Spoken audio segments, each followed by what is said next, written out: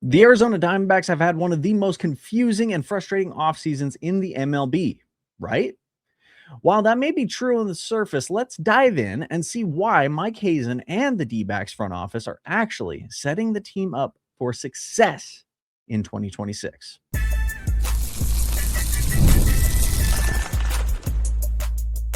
You are Locked On Diamondbacks, your daily Arizona Diamondbacks podcast, part of the Locked On Podcast Network, your team every day.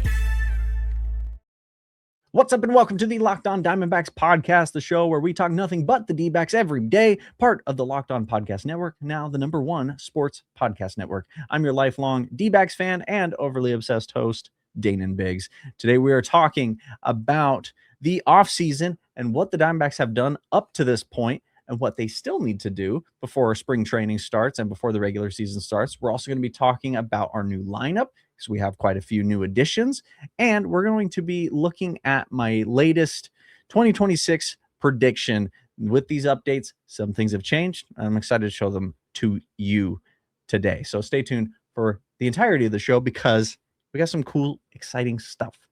Plenty of major networks and journalists have weighed in on the D-backs this offseason, and as usual, they don't really know what they're talking about.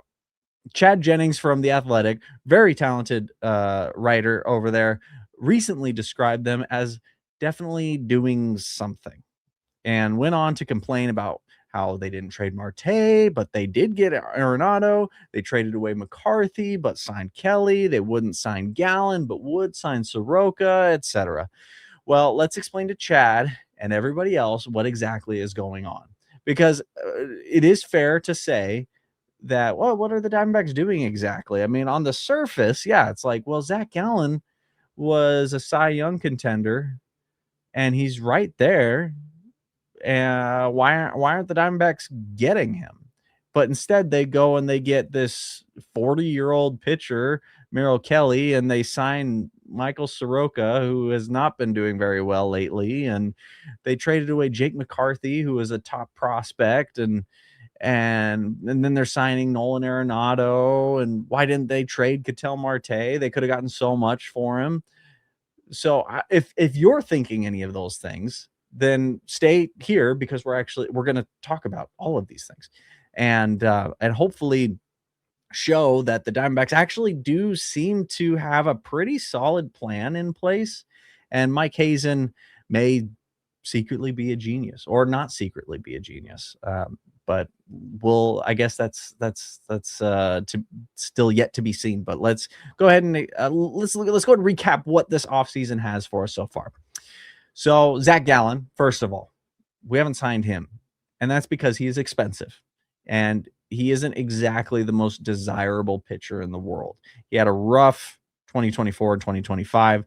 He did end 2025 on a pretty good note. The last half of the season, I think he did fairly well, but a lot of teams are not really wanting to go for him. And it shows because he's still on the market and his worth continues to go down and down and down, partially because of the qualified offer that he denied.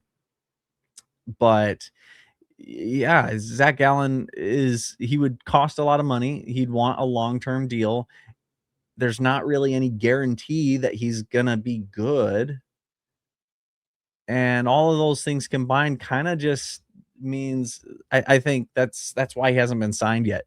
I think that Zach Gallen could sign here in Arizona still. I think there is a world where Hazen signs him, but it would have to be for a lot less than he's expected to sign for, and it would probably be a short-term deal. I don't think he would sign it for a super long-term deal. I really like Zach Gallen. I would love to see him back here. And maybe the longer he's on the market, the more likely that is to happen, but that remains to be seen. Also, if we sign Zach Gallen, we don't get our draft pick after the first round. But also, if he signs for a deal less than, I think it's $45 million total, if he signs for a deal lower than that, we also won't get our post first round draft pick. It would, instead of getting a draft pick after the first round, we would get it between the second and third rounds if he signs for less than 45, which is a pretty big deal. But anyway, that's Zach Gallen for you. Summarized. Hopefully that answers the questions. But if you have more questions about Zach Gallen, please put it in the comments and I will answer it. Now, Merrill Kelly, why did we sign Merrill Kelly? He's old, whatever. He didn't do very well in the end of the last season. Well, Merrill Kelly was our best pitcher last year. He pitched great in Arizona. He did an excellent job. He still has gas in the tank. Like, he's still got a lot to play for. I don't think he's got a lot longer. I don't think he has a ton of gas left in the tank, but I do still think he's going to be a very good pitcher for the next couple of years, which is what we signed him for. Also, he's a fan favorite. He grew up here. He's from Arizona. Everybody wanted to see him back, and he is not nearly as expensive as Zach Gallen is.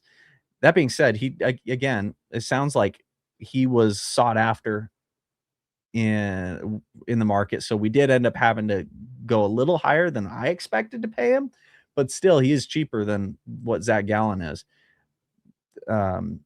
Is he going to be cheaper than Zach Gallen when he eventually gets signed? Zach Gallen, I don't know, but as of now, at least, Zach Gallen is estimated to be worth more. Now, Michael Soroka. We signed Michael Soroka. He is not the greatest pitcher in the world. We signed him to a one-year, $7.5 million deal, though it could go up to $9.5 million, depending on certain factors. So $7.5 to $9.5 million. That is a low cost for a starting pitcher. An MLB-ready, good starting pitcher, that is a very low price. That's a pretty good price. Like, that's not good, that's not bad. That's a pretty acceptable price for a pitcher that is not very good, but it will pitch 30 games and will, do a fine job at eating innings and things like that. Now, so basically what this is if Michael Soroka has a bounce back season, which he's very likely to, he's been very good. If he has a bounce back season, then Mike Hazen got him on a deal. He got a bargain for a good pitcher, and we'll look back and go, wow, what an amazing deal that was. If he is average, we'll go, there we go. There we go, what we paid for. And if he's below average and he's bad, we go, well, it was only a $7.5 million deal. It wasn't like a $20 million deal, which we have done before. So low risk, has a high ceiling, a high potential for a bounce back season. And again, we spent a lot less on him than we would have spent on Zach Gallen. So hopefully that answers the starting pitching questions. But again, if you have any more questions about that, please let me know in the comments of the YouTube channel, which is the best way to reach me. Now, Ketel Marte, I've said this plenty of times. Ketel Marte was never being shopped around. There was never a world where we were looking to trade Ketel Marte. We didn't want to trade Ketel Marte. But we were listening. Mike Hazen was doing his job as the GM and listening to offers, but his asking price was super, super high. Intentionally. He didn't want to send Marte away for just an adequate return. He was like, listen, if you're willing to do a crazy lopsided trade and give us all the pitchers we need and some, then sure, I'll listen. And yeah, we can work out a deal. Otherwise, we're not interested. And it sounds like that was what happened. Nobody came even close. Marte staying here. Good. I want Ketel Marte to stay here. Now, again, if you have any questions on that, let me know. Nolan Arenado, listen, he is a very expensive player that we are not paying for. We're paying $11 million over the next 2 years. Like, if we signed a free agent, Nolan Arenado, on a 2-year, $11 million deal, that would be the craziest deal in the world. Even with him being older and kind of on the decline, that's still a great deal because we get a very talented defensive third baseman, which defense is something we really were lacking last year. That definitely hurt us. He is very experienced just in baseball in general. It's be something very good for the clubhouse. And he fills a hole. We needed a third baseman. We had Blaze Alexander. We had Jordan Lawler, but neither were really like the guy, for the role. And now they both get the opportunity to play in the outfield and get reps out there. They'll still play third base from time to time, but this will be a great opportunity for that. And that fills another hole, which in the outfield, we needed right-handed batting outfielders, because we have Alek Thomas, we have Corbin Carroll, but they both bat left-handed. We needed right-handed batters in the outfield, and now we have two. So problem solved there. So very good deal there, in my opinion. Now, Jake McCarthy. Why did we trade Jake McCarthy? Wasn't he a top prospect? Don't we love him? Isn't he homegrown? Yes, we do love him. Yes, he is homegrown, but he was not working out here in Arizona. And I hope the best for him in Colorado, except for when he's playing against us, obviously. But we knew from day one that he was likely to be traded. That's not a big surprise to anybody who's been following along. And we got a promising pitching prospect in return for him. So that was kind of always the plan. So if you have any more questions about Jake McCarthy, let me know. Now, Mike Hazen has also been grabbing pitchers on minor league contracts like crazy. So most of the way that these typically work is you have a pitcher, he's a major league pitcher, maybe he's a minor league pitcher, but usually a major league pitcher who is maybe on the decline. They've been injured for the last 2 years. They haven't been very good lately, or they've never really been all that good.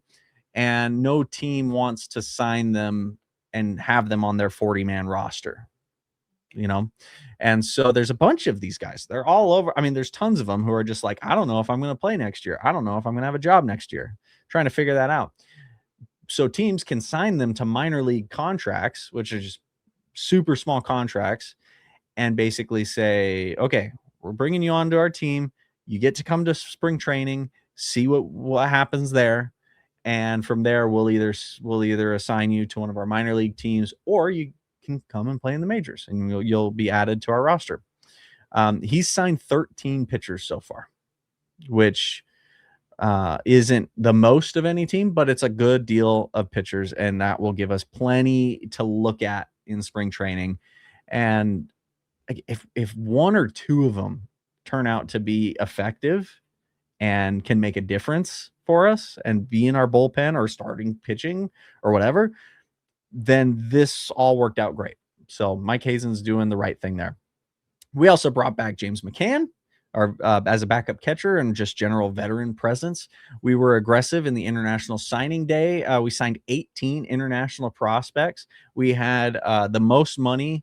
We were tied with the most money to spend in the international draft. Us, the Orioles, the Guardians, the Rockies, the Royals, the Pirates, and the Cardinals all had $8 million to spend. There's a limited amount that you can spend in the international draft.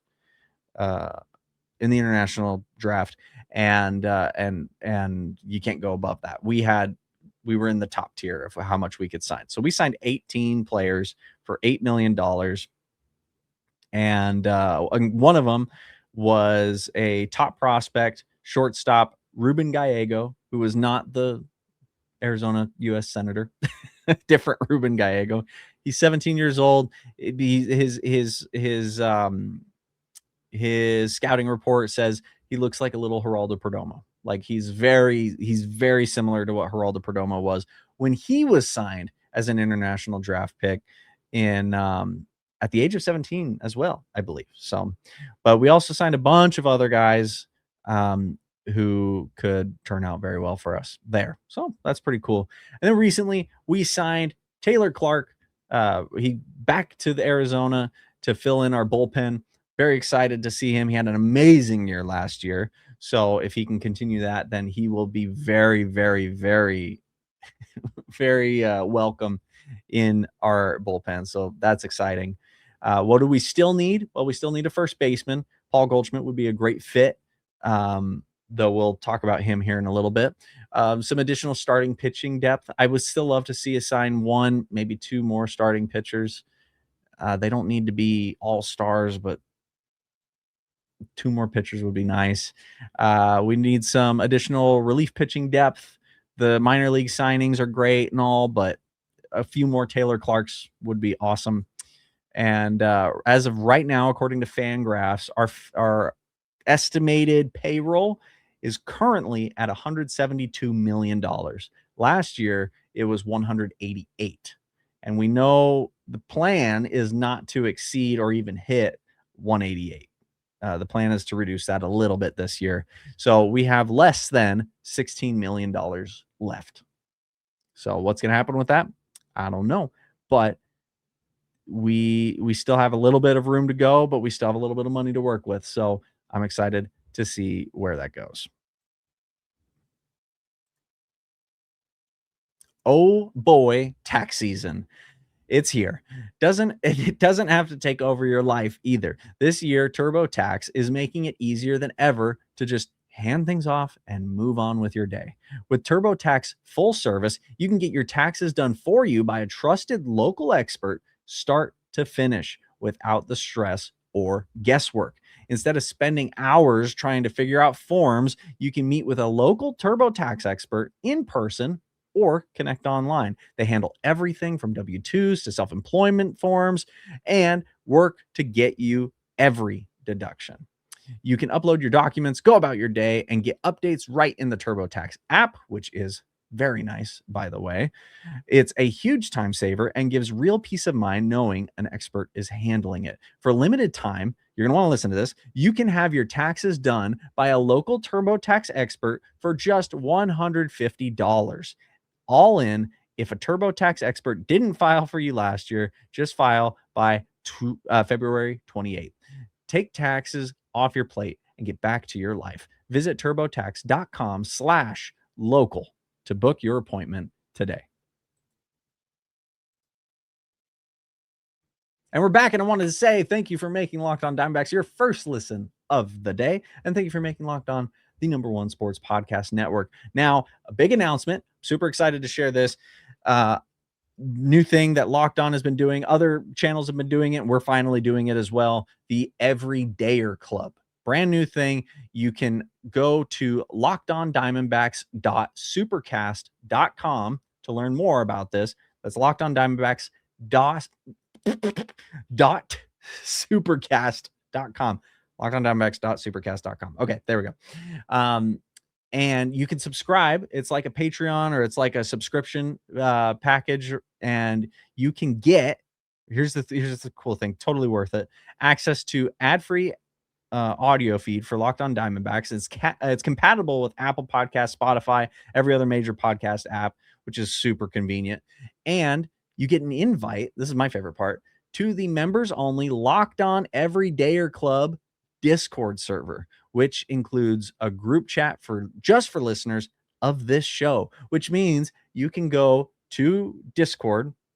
You get, sorry, I have to scratch my nose. You get access to this group chat that's just us, and we can talk and we can chat. I'm on there every day and chatting and having a good time. So I would love to see you there. It'd be super cool. Go to lockedondiamondbacks.supercast.com, or you can just tap the link in the show notes to learn more. Anyway, let's talk about our new lineup, because because we have quite a few additions. We have Nolan Arenado, obviously, third baseman. He stole the number 28 from Tyler Locklear, who now has to wear 31. So there we go. Between the two of them, I guess obviously Tyler Locklear would have been the guy to keep it, but he was nice enough to relinquish it to Nolan Arenado. So that's very nice of him.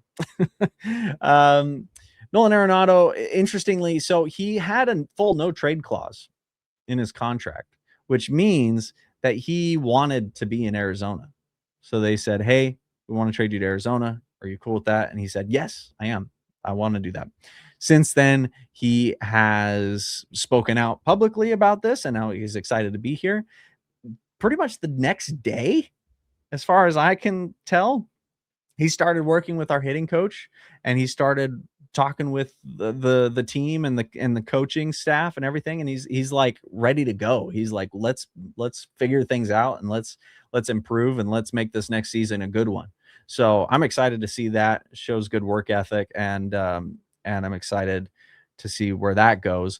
And then after the trade was made official, writer Steve Gilbert got a text from Paul Goldschmidt directly, just unprompted, got a text from Paul Goldschmidt saying, Steve Gilbert recounts this, saying, I got a text from Paul Goldschmidt who said, Nolan Arenado is a good one. You're going to like him. He's going to play well for the Diamondbacks. So that's a pretty good testimonial there. But now you're like, wait, what is Paul Goldschmidt? What is Paul Goldschmidt saying? So if you didn't know, he and Arenado were like best friends in St. Louis.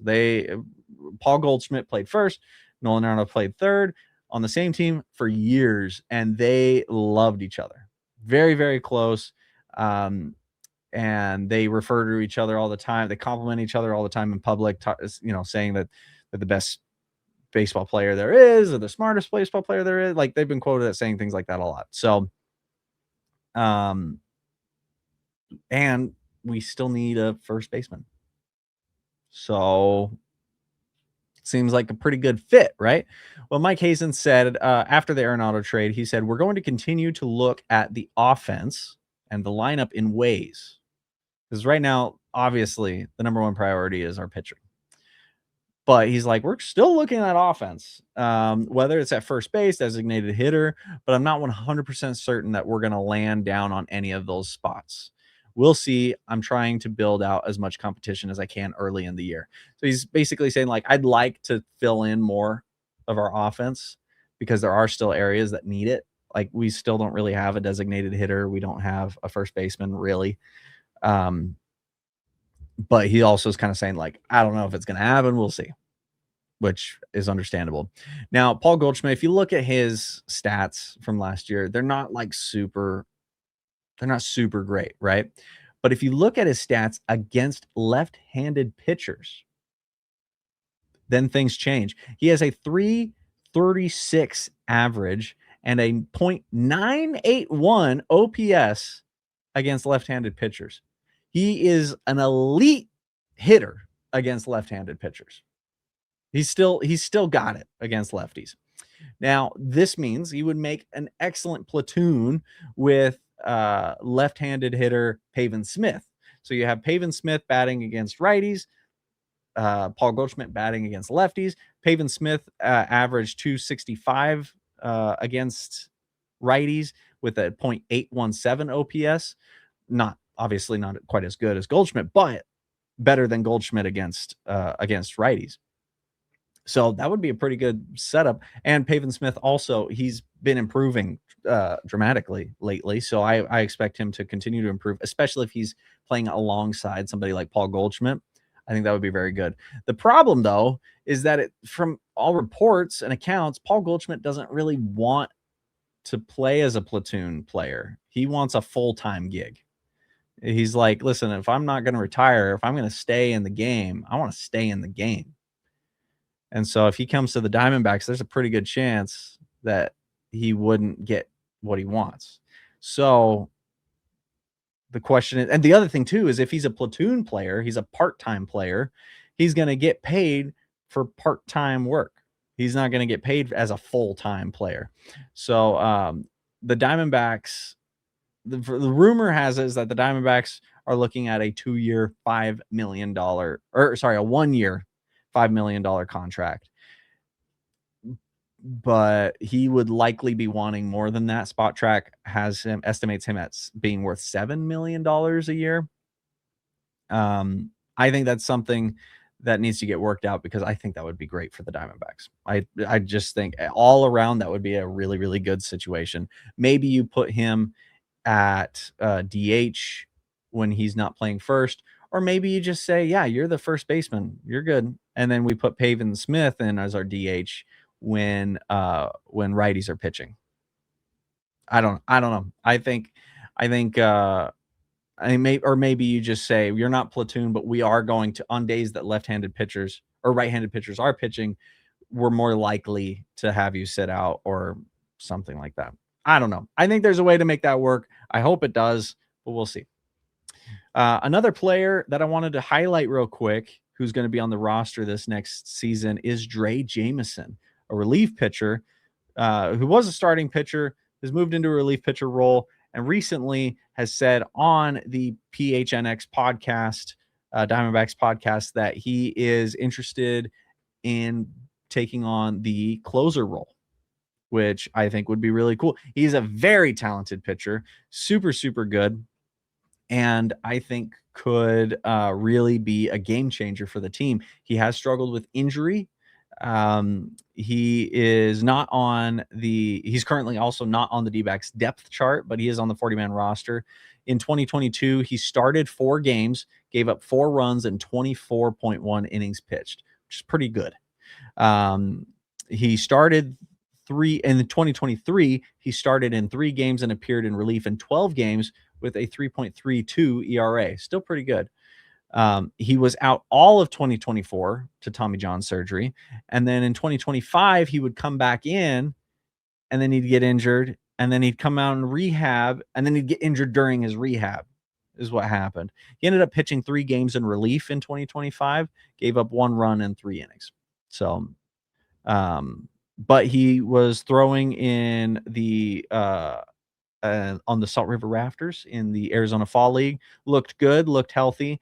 And by the sounds of it, he has been working on the root cause of the injury and has come out of it. And by accounts, when listening to that podcast episode, seems to be confident that he's going to be healthy. But anyway, we now get the opportunity to revisit my super fun math project where we look at what 2026 is going to hold for the Arizona Diamondbacks.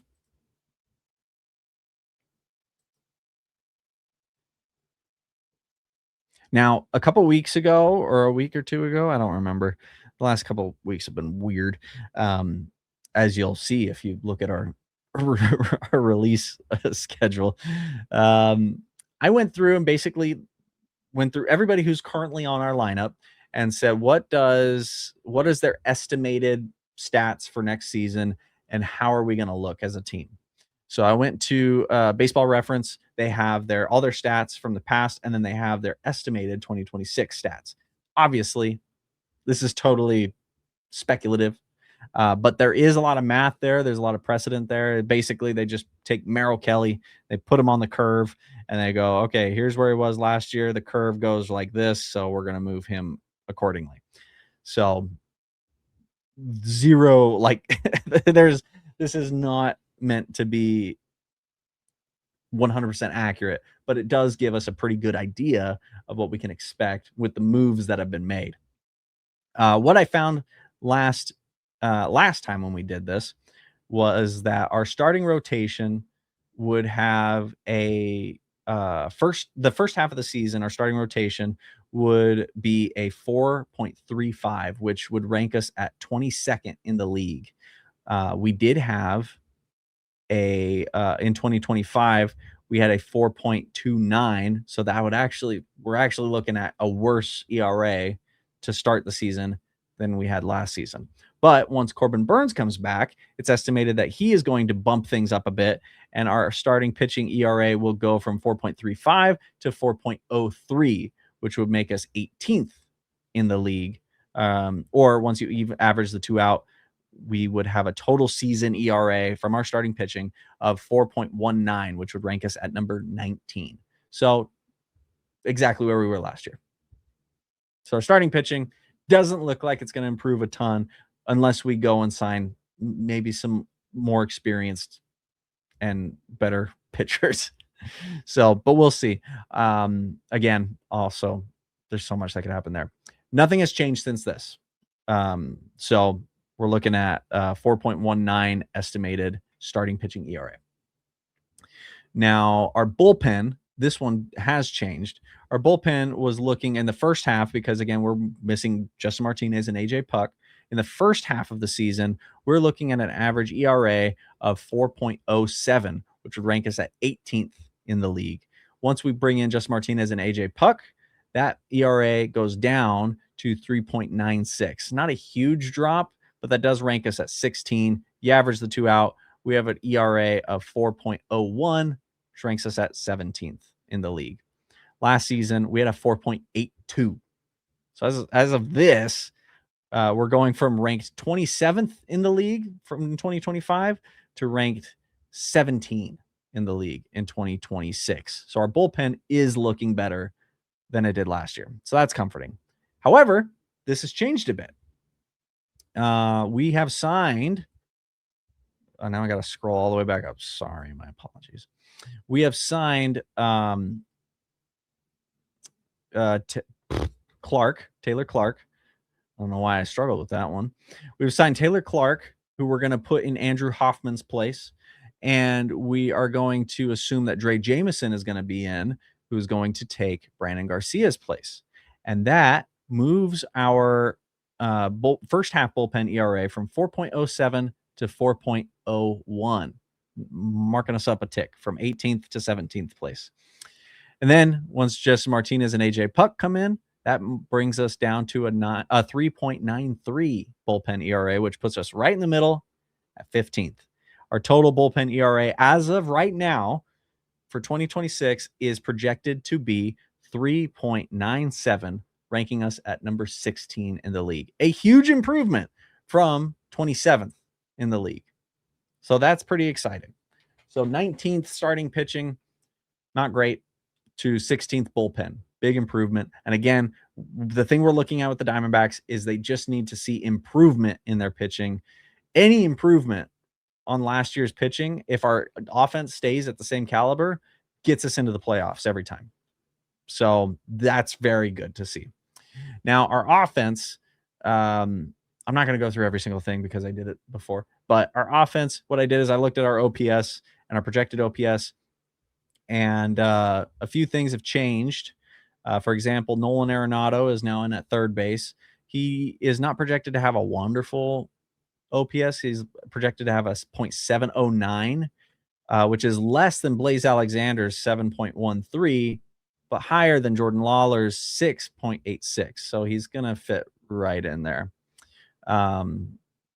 We also have removed, since last time, we no longer have Jake McCarthy out at left field. So now in left field, we're going to have Jorge Barrosa and Blaze Alexander. I'm sure Jordan Lawler is going to be out there a little bit too, maybe Tim Towle a little bit, but for the sake of this, that's what we're looking at. And then in center field, we'll have Alec Thomas, Tim Towle, and Jordan Lawler. So what is the difference? Well, last time we were looking at a total OPS for the team of 744 OPS, which ranked us at 10th in the league. A little bit lower than last year. Last year we ranked at, oh man, I don't have it here. I have to scroll down. This is so embarrassing. Last year our OPS ranked number 5 at 757. So this next year we're looking at ranking 10th. So, which we don't have Suarez, we don't have Naylor. A few of those pieces that's gonna make a big impact. But ranking 10th still isn't too bad. Now, but how do these new additions affect everything? Well, if we bring in Arenado, we remove Jake McCarthy, it surprisingly stays exactly the same. It does not change at all. And even like specifically the OPS of our third base output stays the same. Left field output stays the same. Center field output stays the same. So kind of funny. Made a few changes. Our offense is not changing at all. Now, if we were to add Goldschmidt to the mix, our OPS would go up a little bit, but I don't believe, and I'm going to double check this, but I don't believe that we actually move up really at all. Because Goldschmidt signing, it would bring the first base OPS from 0.722 to 740, just first base. So the total would stay largely the same. So it wouldn't make a massive difference when it comes to OPS. Now, if we were to sign somebody like Marcell Ozuna, which was rumored recently, a while back, as our DH, that would bring the DH OPS from 744 up to 826. Now that would make a difference. So we'll see. I think the correct thing to do here, maybe bring on Goldschmidt. I'm not going to stop saying that. Bring on Goldschmidt, and then that's it on offense. And then get a good starting pitcher, somebody better than Michael Soroka, but they don't need to be all-star, but somebody good. And then maybe a couple bullpen arms, somebody similar to Taylor Clark. Another 1 or 2 of that would be fantastic. And then I think we're good. And then I think we have a great team. I think our offense isn't going to be quite as good as it was last year, but our defense is already looking better, and our sorry, my mind just went blank, and our pitching improves dramatically. If we can get that from a ranked 16th to ranked 13th, 12th, 10th, then we're good. We're gonna make it. So anyway, that's where we're at right now. I'm excited. I'm excited to see what's gonna happen. I cannot freaking wait for spring training to start. February 10th is when pitchers and catchers report. I'm gonna be there. So hopefully we have some cool videos or interviews or whatever when that happens, but that's coming up quick. So be sure to follow us on X, Instagram, Facebook, and TikTok at Locked On Diamondbacks. We're on YouTube as well as every other place you get your podcasts. If you want to see more of me, you can find more of my YouTube channels and projects at my website, slackshack.tv. Thank you for making Locked On Diamondbacks your first listen of every day, part of the Locked On Podcast Network, your team every day. Don't forget to click on the link below or go to lockedondiamondbacks.supercast.com to get ad-free audio feed for the show and to get access to our Locked On Everydayer Club Discord server where I am, and we're going to be talking about fun stuff, and it'll be, oh my goodness, it'll be a fun chat. We'll have a great time. We can send each other memes and stuff. It'll be good. We'll be like best friends. Anyway, thank you so much, and I will see you guys next time.